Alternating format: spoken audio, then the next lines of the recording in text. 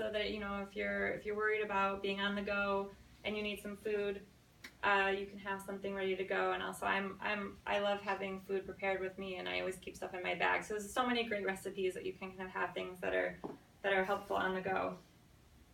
Or what about if you're concerned that eating healthy costs too much money? Really eating healthy doesn't have to be expensive. You can purchase foods in bulk. You can use canned or fresh. A lot of those, you know, even especially in the winter months, you know, frozen foods are even more nutrient dense because they're picked right at the time where they have the most nutrients, and then they're flash frozen for later. Also shop locally. So at your, you know, during the summer or spring and fall months, go to your local farmers market. And eating seasonally will not only increase it'll be cheaper, and it will also increase the amount of nutrients in the food.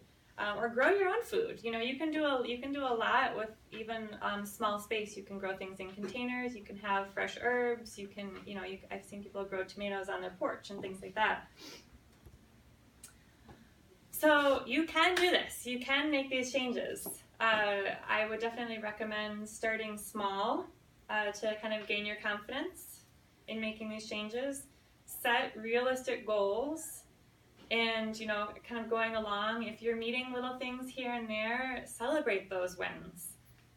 And also,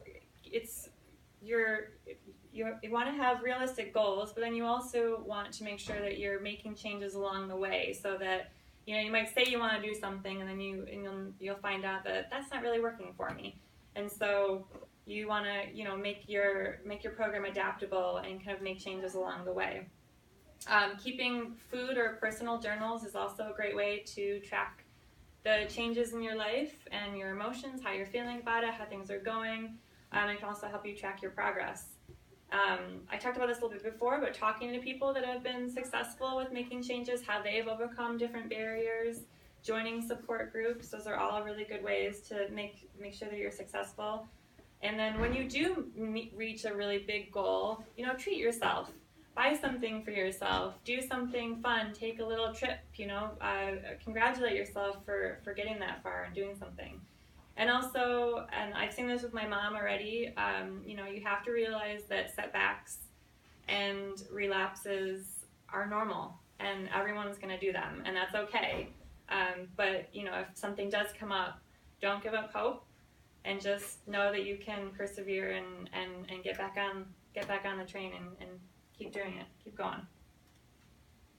So a little sneak peek for lesson 3 that we're going to go over. It's going to really kind of dive into the diet a little bit more. So, you know, how exactly and what types of foods are really going to help you prevent heart disease and how they do that. I'm going to go into a little more detail about the Mediterranean and DASH diets. There's going to be a cooking demo to show some of the heart-healthy recipes, and also really talking about the portion sizes and knowing how to kind of easily like eyeball what a portion size is, because I know that's kind of a tricky one. Tips for planning meals and being prepared with things when you're on the go, and also how to really make these lifelong improvements. Are there any questions? And thank you. Thank you. Good.